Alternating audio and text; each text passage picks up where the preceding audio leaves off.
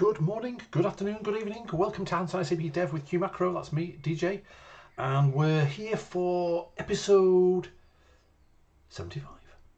Continuing our journey of discovery into consuming remote services in CAP.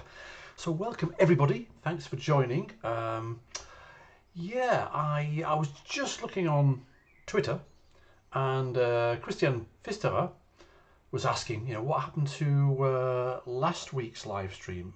It ended somewhat abruptly, and it did. I was having some technical issues. I'm not going to go into the detail, unless you want me to, of course. I can tell you all the gory details, but I've got a different setup now. I've been testing the heck out of it again this morning for the last 3 hours, just under 3 hours. Oh, Christian, you're there. Good morning. Yes, so... Good morning. Well, good morning, Rahul. Good morning, Robertino, Chesh, Manuel, Christian, Tim, Mark. Is there a horrible echo? Is anybody else getting an echo? I wouldn't have thought so. Let me just check my audio input capture. That seems all right. Are you the only person to... is anybody else getting an echo? Let me know. Mark, don't do that to me. It's worrying enough as it is. It's crazy enough as it is. 2 windows open. Good morning, Fuad. Okay, thanks, Robertino. Let's just blame Mark today. Okay, fine. We love Mark, but don't do that again. Okay, so good morning, Dimitri. Audio is perfect. Thank you. Good morning, Ronnie. Top of the morning. Rahul, thank you everybody for confirming. Yeah, so I've got a new laptop.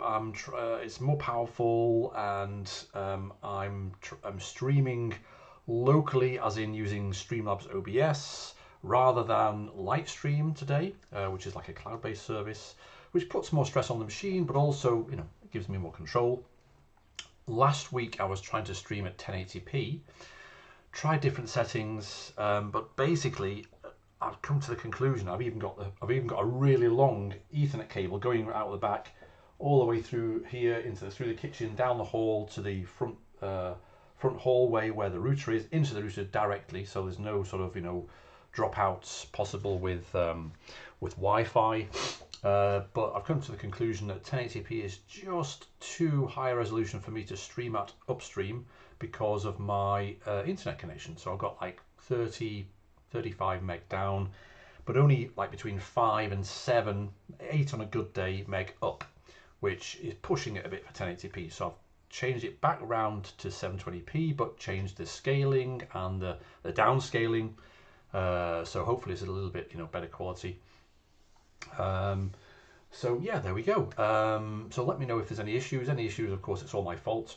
Good morning again to everybody, including Helmut and Vladimir and Leo and Sachin.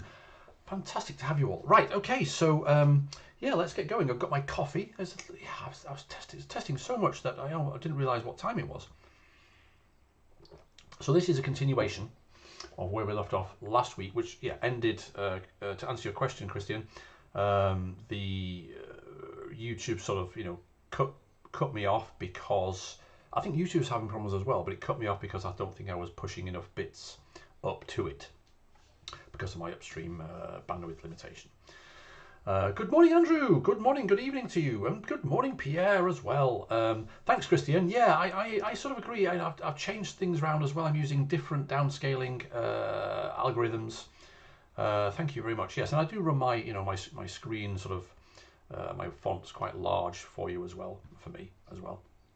Anyway, let's get going. Where we left off, 720p is great and a bit easier on the bandwidth. Yes, it is. I mean, for the difference you get with 1080p, which is noticeable but only slight, there's a lot more bits need to be pushed up the pipe.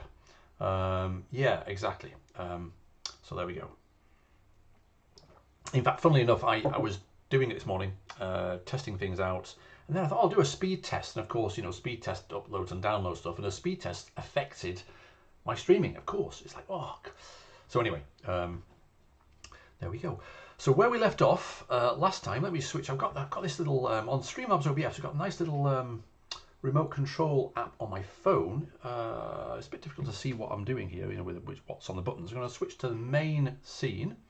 That should switch to the main scene, and you should now be seeing my VS Code. Where we left off last Friday was we had just got a custom implementation for our little Northwind service consumption project that looks like this. Okay, we've got our, just to remind ourselves, we've got our service definition, and before we added this, of course, CAP and the CDS runtime was mocking the Northwind for us because we've imported this Northwind definition. Don't forget the Northwind definition we've got here. I'll leave that there for now. The Northwind definition we've got literally just has categories, products, and suppliers. Okay, and it's got, of course, I've left the associations in there as well, so it can be associated. And we've got the season that was generated, so that when we actually run it, let's start this up. CDS watch. Here we've got we're connected to Northwind. I'll come to that in a second. Serving queue macro. So now we've got over here. Let's go to localhost. Oh, yeah, you can see this morning the search. Let's just run that. There we go. Streamlabs OBS use B frames. What the heck are B frames? I've done that. Anyway. So localhost 4004. We've got the metadata, which looks really nice like that. So we've got the products, and we've got the navigation property to suppliers, and so on. Because of the fact that we've got in our service CDS, we're just exposing the products and suppliers as projections on the Northwind service, right? And where we ended up was that the Northwind service is defined in this external Northwind, which is their external Northwind, and that is realized by this entry that was made in package.json when we did the CDS import originally, which was this bit down to here. And the last thing we did last week was add the credentials. Okay, and the credentials is a little bit of a special case credentials here, where we're pointing to the actual OData, the Northwind v2 OData service URL, so that when we go back to here and actually ask for products, it goes straight to Northwind.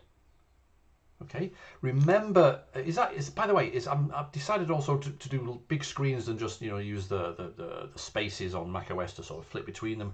Let me know if that is a little bit sort of weird, or you prefer that rather than, you know, rather than me splitting the screen.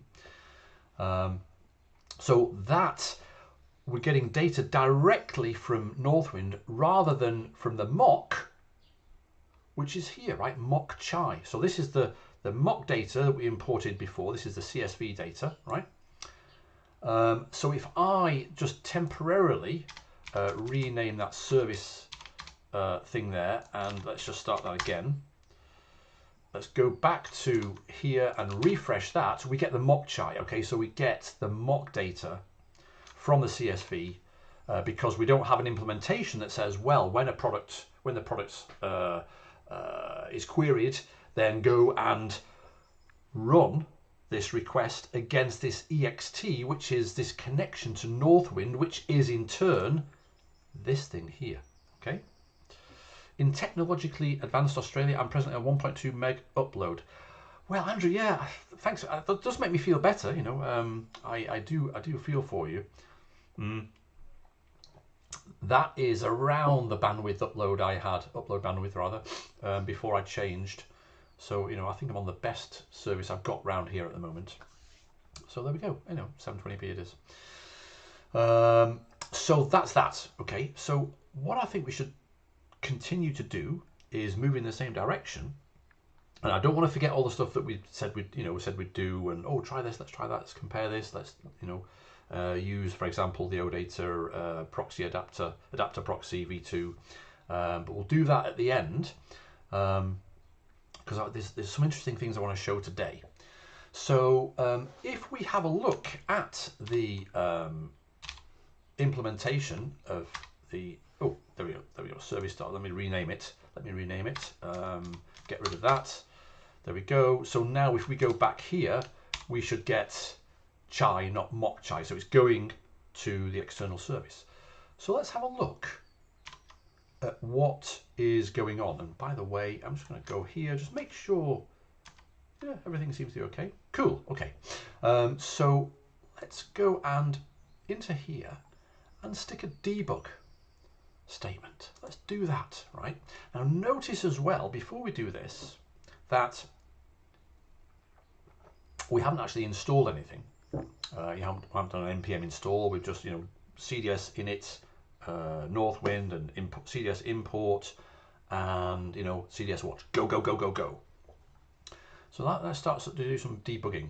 Chesh, this is okay, thank you. Also notice you made your own picture even small. Yes, even smaller. I mean, I could make it a little bigger, but you don't want to see my ugly face. You want to see what's on the screen.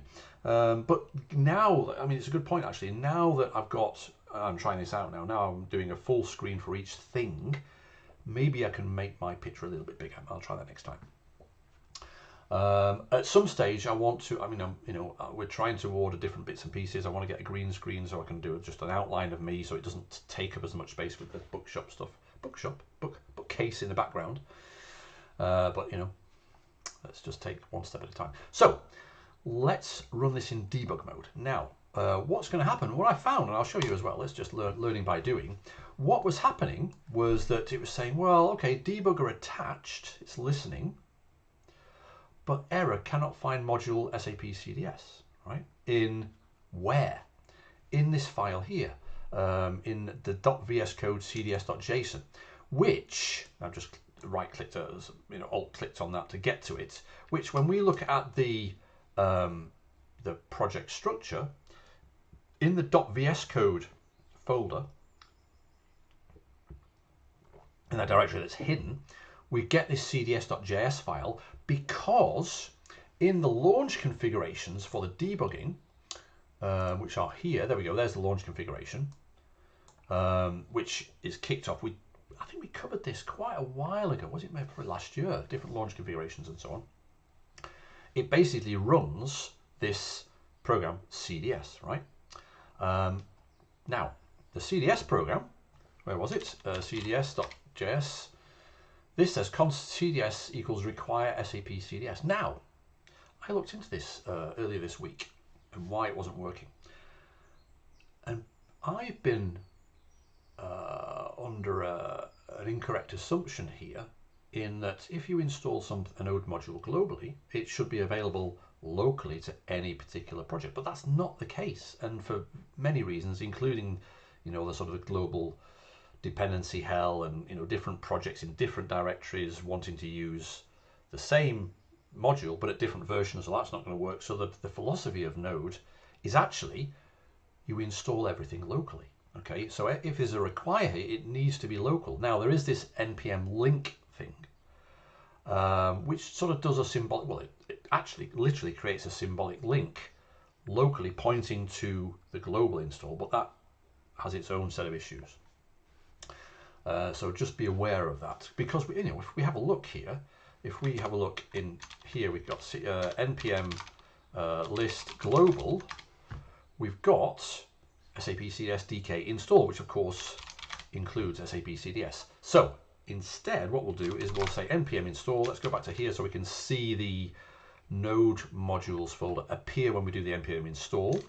Npm install, npm install actually. So that should install the things that we need in the package.json, which are CDS and Express. Okay. Oh, new pack. Oh, it's Christmas all the time with npm, but I won't install the npm update right now. We also, of course, need npm install as a development dependency SQLite 3, so we'll do that as well. So this is like we used to do as well, right? In earlier versions of CDS, in earlier versions of CAP. Now let's try the debug again. There we go. So we're now connected, and the cds.js that's pointed to in the launch configuration for debugging, that's in the .vs code directory, the hidden directory for this sort of thing, is now able to properly require the SAP CDS, and now we're up and running, okay? So what I'll do is I'll go across to here and hit the refresh here. And now we've hit the breakpoint. Okay, so let's have a look at that. Oh, Helmut, I mostly use dev container in VS Code to have a controlled dev environment inside a Docker container. This helps. Yes, it does. I mean, again, I'd like to do more Docker stuff. You know, the different environments and having environments in containers and reproducible and, you know, respawnable, not respawnable, recreatable. I think it's really good. So maybe we should do some more of that. Talking of no, let's not go there because it'll just distract us. I've been playing around with bash completion, and I've created a little bash completion for the new SAP CP command line interface, which I'll maybe tell you about another time. But anyway. So here we are. We are now handling in this custom implementation the request for products. So let's have a quick look at what we've got here. We've got this ext, right? This ext, what is that? That's the result of the call to cds.connect.to Northwind. Okay, and it's a service client. And also we've got the request itself. Okay, the request is this OData, it's a request, an OData request, and we can see here the query itself. Let's go down here again. The query, we can see here, where is it? Select columns, all of the columns, because we haven't, you know, done any sort of anything specific on the OData query URL. So it's all these different columns here, for example, product ID and a product name and so on, from qmacro.products. Okay, so this is this CQN, this core query notation, which in the same way, in my mind, in the same way that season core schema notation, which we saw in the Northwind that was converted from the EDMX to this sort of core schema notation, is sort of a, you know, a neutral central representation of schema definitions that, for example, CDS can get translated into, and EDMX can get translated into, and you can create stuff out of it on the other side, right? Oh yes, so Helmut, if you could post your blog post on the chat, people could read that, and yeah, that'd be really cool. Thanks, Ronnie. That's a good reminder that Helmut wrote a post, didn't he? Yes.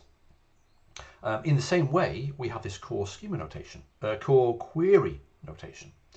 So we've got the from there, and then let's collapse the from. There's a limit of 1,000, which is like the default, and we've got any order by. Oh, that's interesting. Order by product ID ascending, which is like the default order by, which is the key, right? Order by the key ascending. So we've got all this really juicy information about the query, you know, the request rather, and we've got the information about the ext. So it's just really ext dot. Well, actually, that thing about connected to objects, that's also something that we saw before, isn't it? Anyway, ext, it's all different things. ext.run, for example. I think, hey, you're Jodelle. Nice to be here. Nice to have you here again. Nice to have you here again. That's fantastic. So what I think we should do, just as a little sort of, you know, let's just feel our way to see if we can do this sort of, you know, manually. Let's have a look. Oh, no, Ronnie, did you post a link? It's not. No, it's not visible. It's not. That's odd. Because people can post links normally. Sometimes they don't show up as a clickable thing. No. Oh, okay. So it's not just me that can't see it. Chess, you can't see it either. Okay, that's good. Well, it's not good, but it's good. So, yeah, Helmut, if you could post it maybe, or Ronnie, I'm not sure. Yeah, anybody, somebody post it on the chat here. So why don't we go into, let's actually kill this. Let's stop debugging. Shift F5. Oh, I'm in the wrong thing. Let's stop. There we go. And go back to here. There we go. We've stopped. And this thing here should have sort of timed out. Oh, it's not timed out yet. But anyway. Okay, fine. Debug console. Okay. Now, what I think we can do is we can do exactly this, what we can see here. Let's just move this up a little bit. Let's have a clear screen and let's go into Node. Okay, Ronnie, you were doing some Node stuff this morning, were you not? So why don't we say here, cds equals require set cds. And we can now, why don't we do this as well? Let's do this, const ext equals await. Oh no, let's just do it. cds.connect to Northwind. ext is a service client. So we can say ext dot, well, we've got the transaction thing here, right?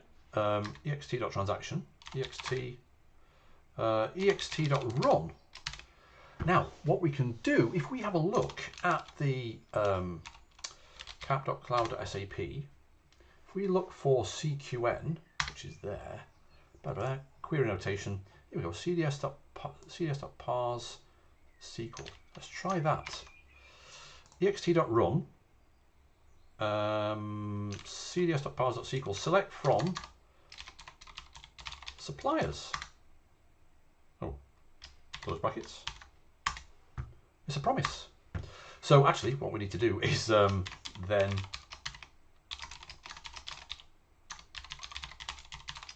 spit out whatever we get. So we are now using the Northwind definition in the package.json, as in the pointer to the Northwind service, which is an kind OData. The model is defined here. The credentials include a URL that CAP will use for us. I mean, there's so much magic going on. And we can now sort of manually, in Node, just run stuff. Select from suppliers, products. Select product name from products. Who knows whether that will work? There we go. I think that's pretty cool. Hey, Raoul. Good morning. That's okay. Don't worry about that. Don't worry about that at all. Welcome, welcome, welcome. So yeah, so it's really cool, I think, to be able to sort of feel with your fingers, get a little bit closer to the sort of stuff that's going on in the background, and we haven't even touched yet where we want to go now, which is pushing this to the cloud and using a destination service and so on, and creating a destination, because of course this we don't really want to keep the credentials like this. We want to have a destination. We want to abstract the information as to where this remote service is for at least two reasons I can think of. The first reason is that we want to be able to possibly change that without having to modify the project. So we've got a destination service that allows us to do that, to change the destination details, and of course to abstract away any sort of authentication details as well. Okay, so let's do that next. So now what I think we should do, and Jodel, thank you, cool hacking. Well, yeah, this is what we do on the channel, Jodel. We sort of dig in. Oh, there's my chocolate. We sort of dig in and see what we can sort of feel. So let's get out of that. And now what we want to do is, what time is it? Perfect. What we want to do is create a destination, and this is also described really nicely in Jodel's blog posts that I think I shared last week. So if you look at the stream for last week, got links to the blog post, or Jodel, you can obviously put the URL in the chat if it works. I'm not sure what's going on with the URLs in the chat. Yes, Vladimir, that's a good suggestion. Post it in the comments after the stream ends. Setting might be default off to prevent spanning. Yeah, I didn't change anything in the settings. I'm not sure what's going on. I don't want to press anything on the on the YouTube Studio just in case I break it, because it feels really fragile at the moment. So anyway, so what we could do is, well, let's have a quick look. First of all, here is my cloud platform cockpit for the account that we want to use, which is this sort of workflow qmacro plus workflow code jam thing. I'm running in Brave. Right now in my services, I've got those things that we used last time when we were doing the workflow stuff.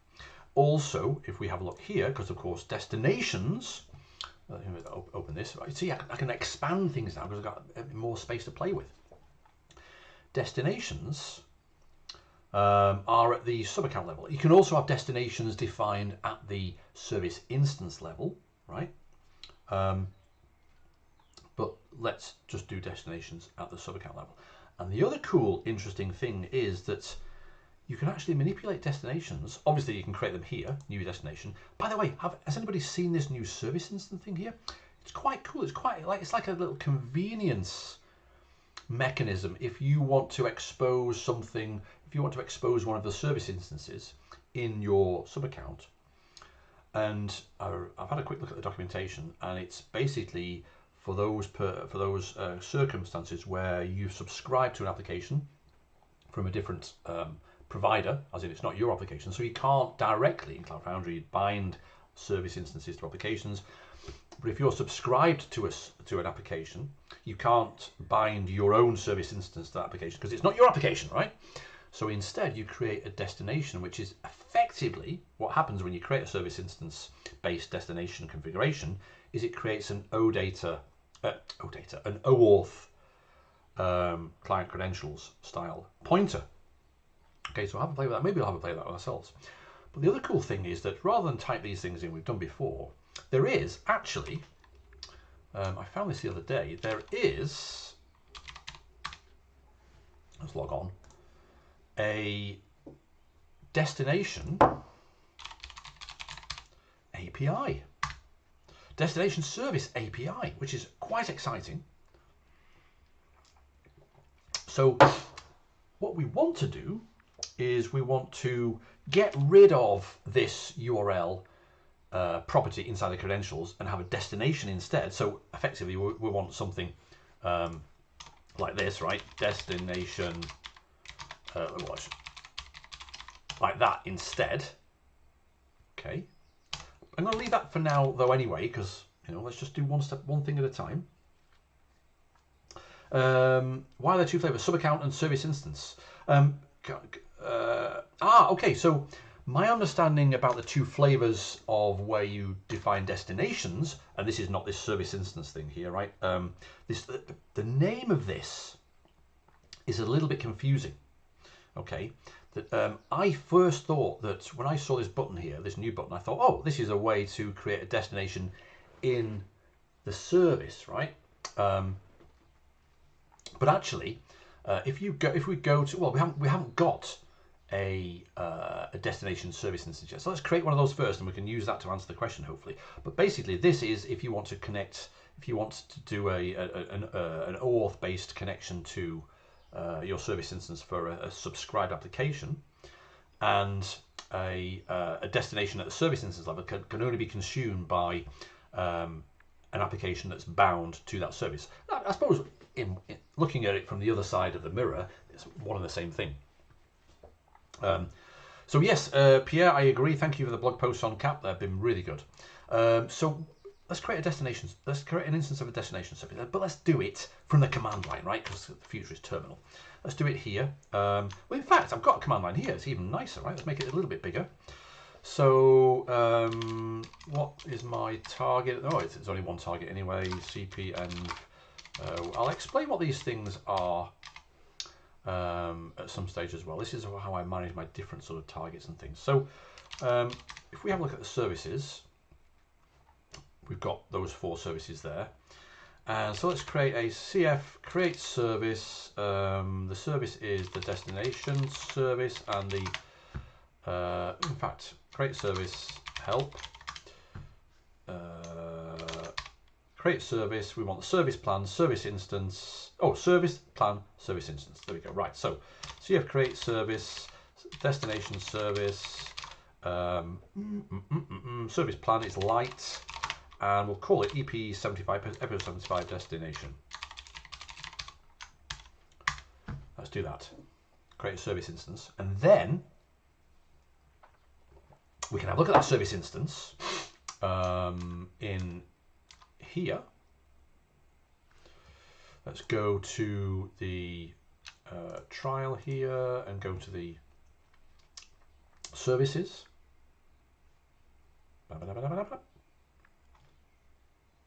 What? Come on. Trial. Here we go. So we've got now 5 services, EP5 destination. And now we can see, and this is like this destination service specific thing here, we get the possibility of creating destinations for applications that are bound to this service. Okay, so we can define a destination here, or you can define a destination at the subaccount level, and those destinations are available to applications bound to any destination service instance in that subaccount. Hope that makes sense, Jodel. So we've got but we're going to create a destination at this level, the subaccount level, because we want to sort of play around with destinations on a subaccount level. We can say we can post a new destination on a subaccount level. Okay, so why don't we do that?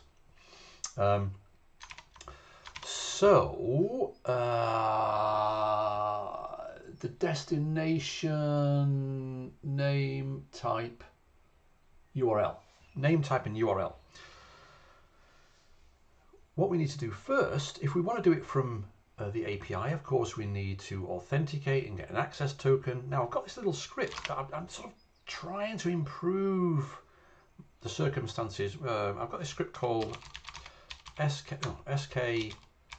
GAT, right? So, and this will generate you an access token from a service key. Okay, so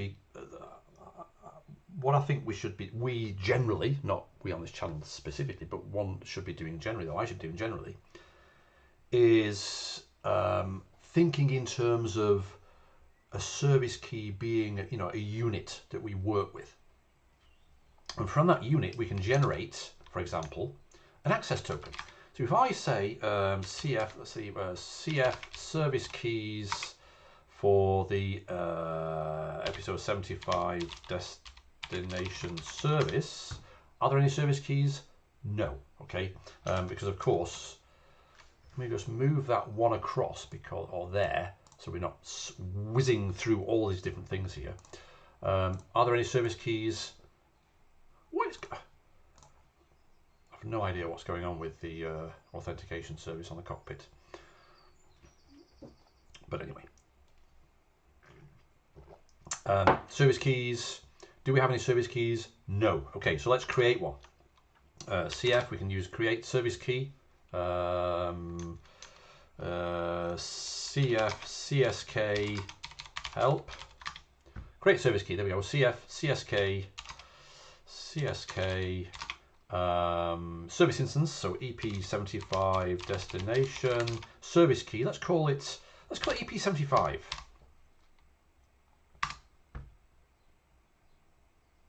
Okay, so we got a service key. So now, service keys. Service key EP.75. Let's have a look at the service keys now. Yeah, okay, we've got EP.75. So why don't we now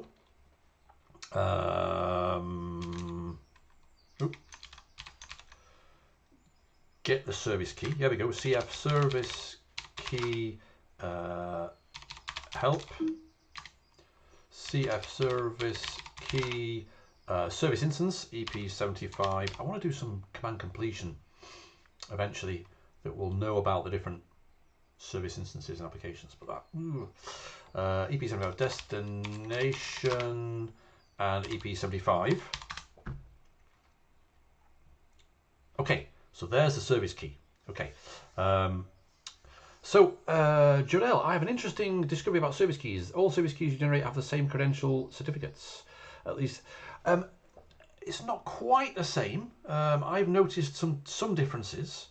So the client secrets are different in some cases. But that is. I'm still getting my head around, what is supposed to be different, what is different, what is not different, and so on. But now what we'll do is we'll put that into a file called key.json because it's a service key. And of course, because of the ugliness of the output of this, we've got to sort of get rid of that non-JSON part there. Okay, so fine, we've got this key. Now I can say service key get access or generate access token, pipe in or push in through standard in that key.json. Will generate as an access token. Okay, by actually authenticating there. What it does, vi which service key generate access token. What it does is it goes and gets the access token by using curl. Okay, against the authentication endpoint, OAuth token, authenticates with the client secret and client ID as credentials, and so on. Right. So we've got that. So now what we can do is we can, and we've also got, remember from quite a few episodes ago, we've got the skv, vi, which skv. We've got this skv which will retrieve values from a service key. Okay, and the default file is key.json, surprisingly enough. So I can say skv and let's look at the client ID at the moment. There we go. There's a client ID from the service key we've just got. Okay, so I'm trying to build tools that will make it a little bit more comfortable on the command line for us. So now we can say, we can see here that we've got the URL is the authentication URL, but there's also the URI, which is standard, I think, in many service keys, as in where's the endpoint? What's the API endpoint? So we can say curl. Let's put a header. Authentication bearer and sorry, 1 second. Authentication bearer, and then we'll say there we go. So key.json. I want to also modify that so it'll default to reading the key.json if we don't specify it, just like skv does. There we go, and we'll say let's have verbose for now, and now we'll say where do we go? We go to service key value of the URI slash now. Here we go. Where is it? If we look at the details of this API, it's destination configuration blah blah blah blah blah, and then it's slash destination configuration v1 as the root. Okay, so let's do that. So let's say paste. Paste. You can tell I'm sort of making this up, right? I think that's right. And now we could say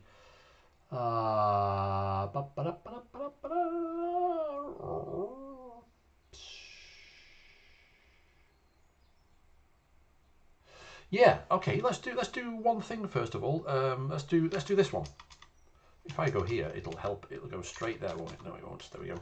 We can say get all destinations post on something. So we've got a destination already, haven't we? We've got a destination. Where is the destination? The destination is this shop info. So let's see if we can get the shop info destination. What I'll do is I'll remove edit. I'll remove the password from it. I'll put banana in or something. Banana. So we don't see it. We don't see the real pass. What is going on with the Cloud Platform cockpit? I have no idea what's going on. Must be an issue somewhere. Come on. Shop info. Edit that again. Banana. Save. Are we all still with me, by the way? Is this all still good? Stream is healthy.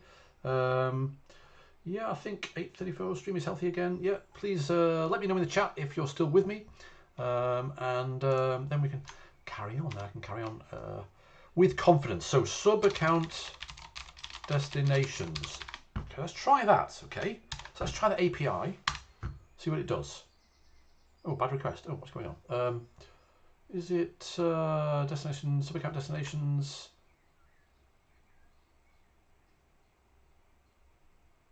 Is it? subaccountDestinations. SubAccountDestinations. That's correct. SubAccountDestinations. That's right. Oh, wait a minute. Bad request. Get destination configuration. Destination configuration. Okay, thanks for confirming. Why is it a bad request? Let's have a look.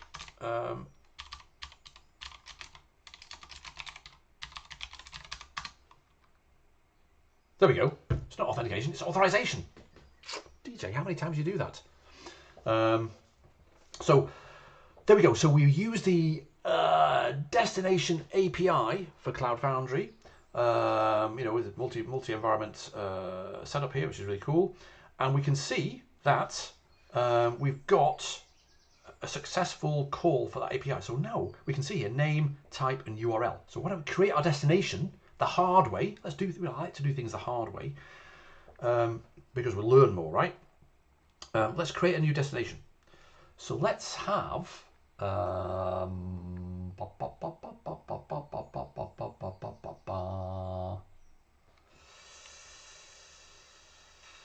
yeah, let's do that now. Let's go into here, authorization. Let's leave that. In fact, what we're going to be doing is a post, isn't it? Yes. So data. Let's say let's use YAML again. YAML to read and convert to JSON standard input. I think that should be all right. And when we do -- data in curl, that will imply automatically a post request. So now we can say name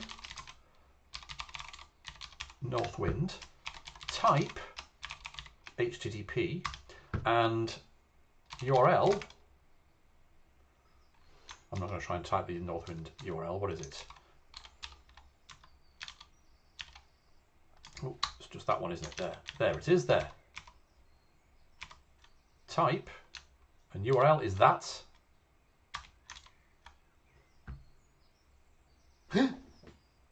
201 created. Check it out.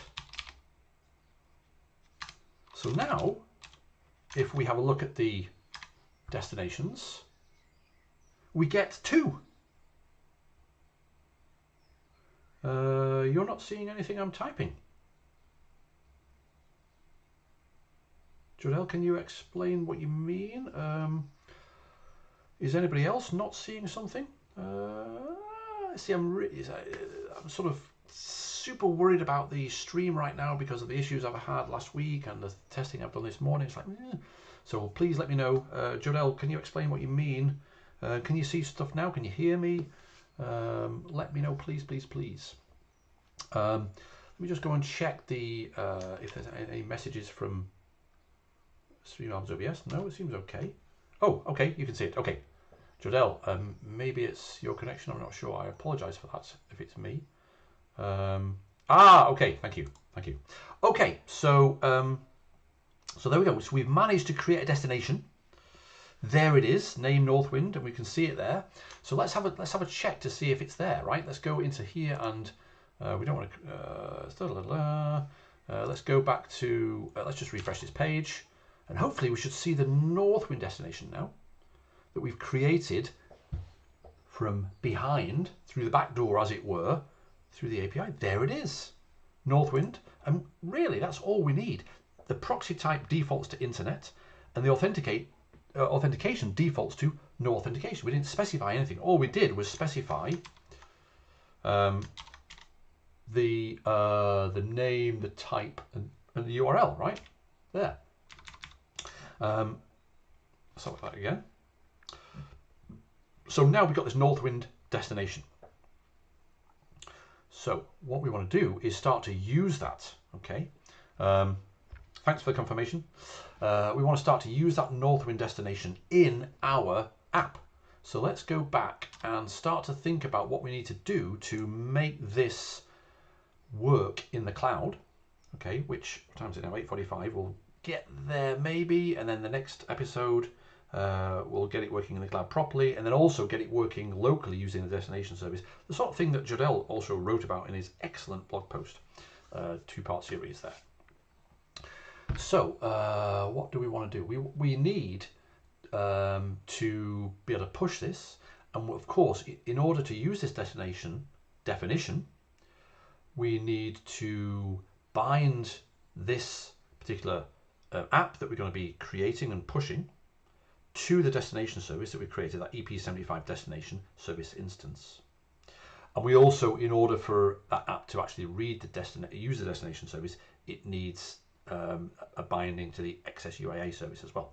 So the easiest thing to do, not init, cds add, is to add an MTA module to this project. So let's go back to the Explorer and stare at that while we run this to see what gets created.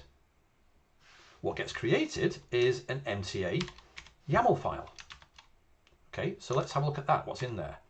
In the MTA YAML file, we've got basically a really simple multi-target application definition. We've got the modules defined here, and all we've got here is this one module, which is the serve module, okay, which is made up of the project name, project directory name, and the serve service.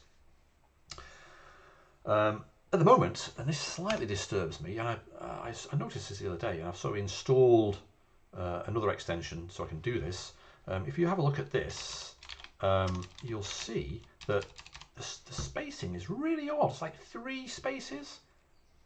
You know, who does 3 spaces? So right click, format document, bang. Okay, that's better. They sort of align now with the sort of the tab stops. And that, if you're interested, that is, what did I use for that? YAML language support by Red Hat. That's the one. That's the extension that I installed the other day, so I can do like format. So I can beautify the YAML before I start adding to it. Now, what we want here is well, let's just do the requires first of all. Requires name EP.75 destination, which is obviously going to be pointing to our destination service instance. And we also need, let's call it the same thing, same pattern, XSUAA. Okay. Now, we've got that, and so now we can have the resource. Oh, I like that. Auto help there. Resources name EP.75 destination, and I'm doing this sort of manually. I'm you know, again making it up so we if we make mistakes we can learn from them, right? EP.75 destination. The type of that is a org.cloudfoundry.existing service. So we don't need to specify anything else for that, right? But what we also need is this EP.75 XSUAA. Parameters, service is XSUAA and XSUAA. What? Is it service? Yeah, okay. Does Prettier support YAML? Anyone know? It should do. It should do. Yeah. Maybe I need to install Prettier in this as well. Service. Is that the right parameter? Somebody let me know. I can't remember. I know there's a service plan. Service plan, and we want the application service plan. XSUAA. Name and the type. Of course, the type is org.cloudfoundry.managed service. That doesn't look right. Why is that not service parameters service?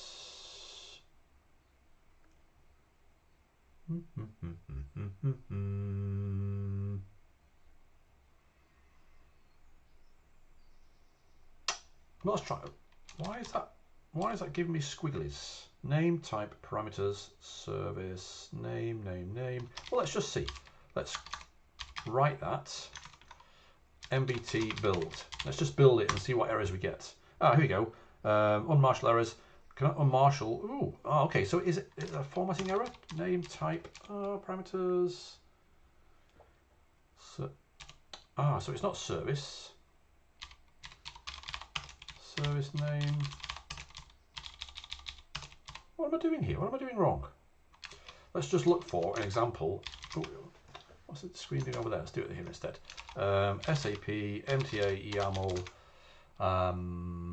cloud foundry dot managed service. Let's just have a look. Use the documentation.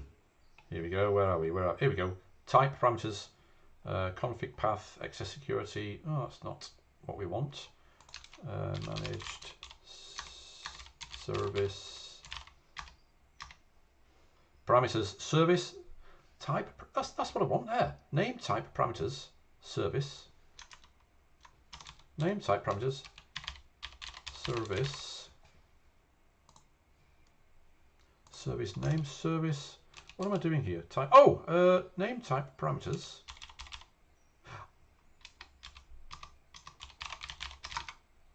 Ah, of course. Service. What's the service? XSUAA, and that autocomplete is quite annoying. Service name. Service. No, what's it called? Service plan. Light. No, application. There we go. Okay. The problem was I was opening up a new array here with this thing, which is wrong. Okay, so these are just properties of an object. Okay, so there we go. Right. Okay. See, I hope you don't mind.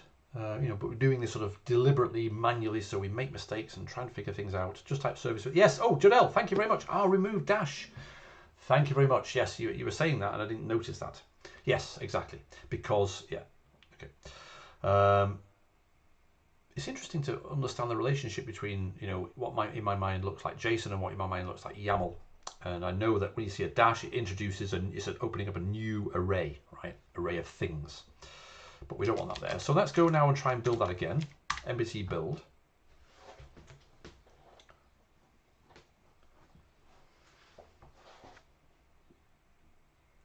Okay. We now have in here, we now have somewhere MTA archives that which we can deploy. Now let's just make sure that we did do that correct. We want the destination, which already exists, the destination service instance, and we want to create an I know what we need to do. We also need to create the XSUAA configuration, don't we? And we can do that as well with CDS. So CDS compile serve to XSUAA. We can see that there, and that will generate as a nice little configuration. Let's put that into XSUAA.json. So now over here we've got that there. So now in the package.json, not in package.json, in the mta YAML, we can say path for the parameters XSUAA.json. That should be okay. Right, now let's build that again. MBT build.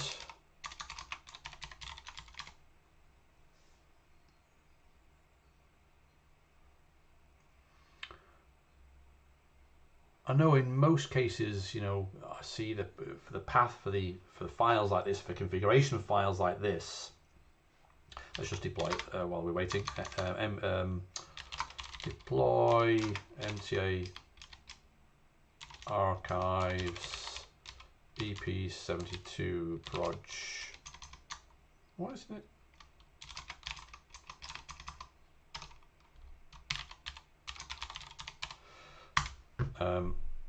You see the / as in this directory explicitly, but I'm sort of pushing it a little bit and want to make sure that we specify the name and it will by default say, well, it's going to be in the local in the current directory. So let's see. Okay. Oh, right, here we go. Operation blah blah blah. So remember that operation ID we played around with, monitoring an ongoing operation from elsewhere, right? Which we can still do, I suppose. mtaopsmon Not that we need to. There we go. It's found that one, 26255. Is that what that one there? Yeah, 26255. Okay, so we can sort of monitor it anywhere. This is the thing we did in, I can't remember which episode, but we created a, in fact, let's have a look at it. vi which mtaopsmon. There we go, that's all it is, you know. We just search for an operation, and then we use this right at the bottom here, see the deploy -i, give it the ID of the operation, and -a monitor. It's just really useful for, you know, monitoring things from elsewhere. So, where are we? We're staging it. Okay, that's cool. Are we still okay? It's 8:55, 5 minutes to go. Will we get it up there? And will we get it running? Let's find out. Actually, what we should do is go across here, CF services. Sorry, CF services. There we go. We've got the, let's have it a bit neater. There we go. Thank you very much. Truncate. That truncate, of course, is basically, as you've seen before, cat which is basically that cut -c. That's also in the terminal tips blog post on the SAP community. So have a look at that if you want to. So basically now we've got up here. We've got. Up here we've got the destination service which we already had, but now the app EP72 project serve is bound to it, and we've got the XSUAA service which is there. And let's have a look at the apps. We've got that app there. So now if we open that EP72 proj serve, oh, it's opened it in a window over here. My bad. There we go. There we go. We've got the app running. Now, will it work? Let's have a quick look at the. This may be a time to put it there, or even there in that one, because we can say CF logs and monitor it. Okay. Are we ready? Metadata. We've got the metadata. That's cool. Now, drum roll. Internal server error. Oh, there we go. Look at that. Brilliant, brilliant, brilliant, brilliant, brilliant. Oh, let's have a look. Let's have a look. Let's have a look. Let's learn from it. Oh, it's crashed. Amazing.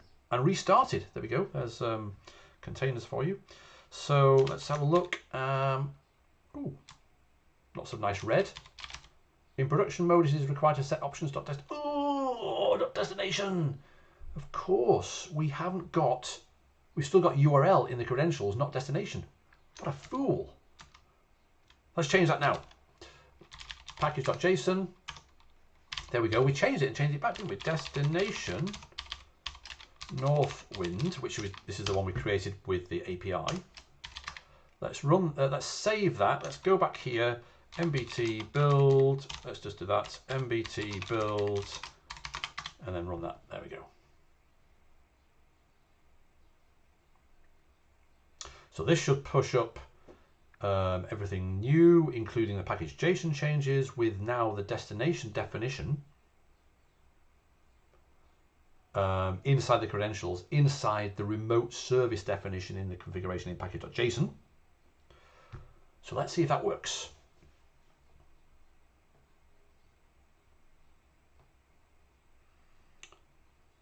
It's interesting. Why is that?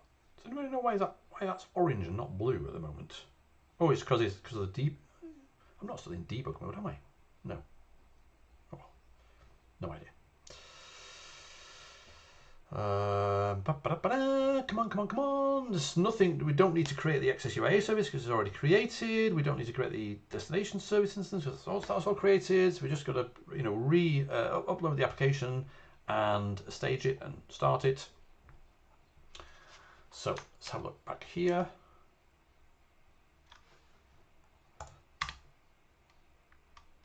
Oh, there we go. We can monitor it here. There we go. Look at that. Don't you just love terminal? See what's going on. Ah, the debugger's active. Yes, yes. That's what I thought, Jodel. Yeah, the this thing down here, cds.run. I don't know why. Oh, debugger. What's that mean there? There's a one thing in there in the debugger. There's a little one thing. Oh, there. Maybe because it's there. I don't know. There we go. Yes, it was still active. Yes. Stop debugger to remove orange bar. Jodel, thank you very much. Thank you everybody for always helping. There we go. Okay, so now here we go. Down. Stream health out. Bong bong bong. Connected. So now, the moment of truth. Ron. There we go! So now we've connected to the remote Northwind service at services.odata.org, the v2 one. And check out all these messages here. I mean, what the heck is going on? It's brilliant. There's so much we can learn from. It's 9 o'clock. So instead of trying to dig into these messages now, which looks super interesting, let's do that in the next part. Hello, thank you. Well, I mean, to be honest, you know, I don't know. Yeah, I'm so used to causing errors. Maybe I'm used to finding them as well. So thank you so much for joining. I hope that was interesting. Let's carry on going slowly but surely and doing things the hard way rather than the easy way, so we can learn more. Have a great Friday, have a great weekend, and I'll see you same time, same place for part 4 of this next week. Thanks, bye now.